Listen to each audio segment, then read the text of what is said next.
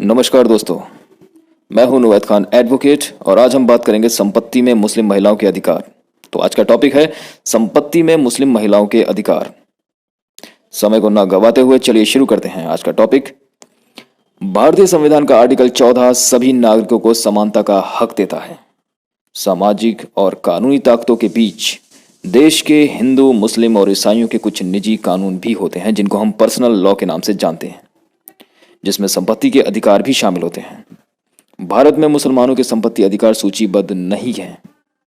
कहने का तात्पर्य है कि जिस तरह से यूपी लैंड लॉ कोडिफाई किया जा चुका है, उस तरह से मुस्लिम संपत्ति अधिकार कोडिफाई नहीं किए गए हैं। वह मुस्लिम कानून की दो संस्थाओं के तहत आते हैं, हनफी और शिया। भारत में ज्यादातर मुस्लिम हनफी या सुन्नी हैं। हनफी संस्था केवल उन रिश्तेदारों को वारिस के रूप में मानती है जिनका पुरुष के माध्यम से मृतक से संबंध होता है। इसमें बेटे की बेटी, बेटे का बेटा और माता पिता आते हैं। दूसरी ओर शिया संस्था ऐसा कोई भेदभाव नहीं करती है। इसका मतलब है कि जिन वारिसों का मृतक से संबंध महिलाओं के जरिए है, उन्हें भी अपना लिया जाता है। अब हम बात करेंगे महिलाओं के लिए विरासत के सामान्य नियम।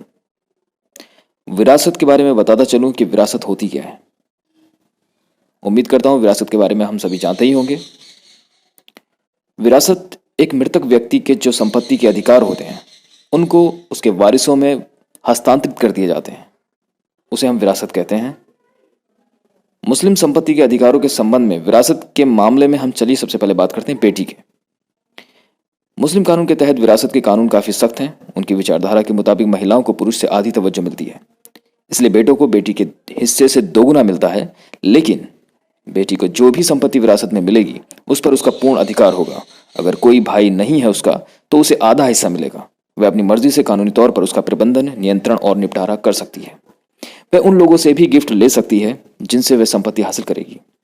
ये विरोधाभासी है, क्योंकि वह पुरुष के हिस्से का केवल 1/3 हिस्सा पा सकती है, लेकिन बावजूद इसके बिना किसी परेशानी के तोहफे ले सकती है। जब तक बेटी की शादी नहीं होती, उसे माता पिता के घर में रहने और सहायता पाने के अधिकार है। तोहफे के बारे में बताता चलूं, जिसको हम आमतौर पर दान कहते हैं, उसे हम मुस्लिम कानून के तहत हिबा के नाम से जानते हैं। तो तोहफा, हिबा या गिफ्ट एक ही चीज होती है। चलिए हम अपने टॉपिक पर आगे चलते हैं।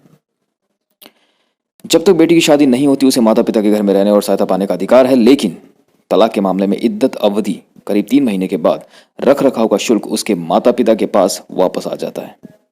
लेकिन अगर महिला के बच्चे उसका सपोर्ट करने की स्थिति में हैं, तो जिम्मेदारी उन पर आ जाती है। इद्दत की बात करें तो इद्दत का एक समय होता है, तलाकशुदा महिला को पूरा करना होता है। ये एक ऐसा प्रावधान है जिस पर हम फिर किसी टाइम बात करेंगे।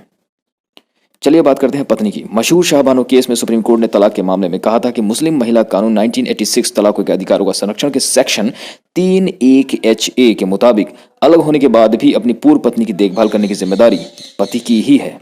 यह अवधि इद्दत के भी परे है, क्योंकि महिला अपनी संपत्ति और सामान पर नियंत्रण रखती है। पति की मृत्यु के मामले में विधवा को अगर बच्चे हैं 1/8वां हिस्सा मिलेगा, अगर बच्चे नहीं हैं तो 1/4 हिस्सा मिलेगा। वहीं अगर मृतक की एक से ज्यादा पत्नियां हैं तो हिस्सा 1/16 तक घट सकता है। माता की अगर बात करें तो अगर बच्चे अपने पैरों पर खड़े हैं तो मुस्लिम माता को उनसे विरासत पाने का हक है। अगर बेटे की मौत हो जाए और उसके बच्चे भी हैं तो मृतक की मां को उसकी संपत्ति का 1/6वां हिस्सा मिलेगा। लेकिन अगर पोते पोतियां नहीं हैं तो महिला को 1/3 हिस्सा मिलेगा। कानून में कई ऐसे प्रावधान किए गए हैं जिसमें मुस्लिम महिला को वित्तीय सुरक्षा सुनिश्चित की गई है। सबसे पहले हम बात करेंगे उसमें मेहर की।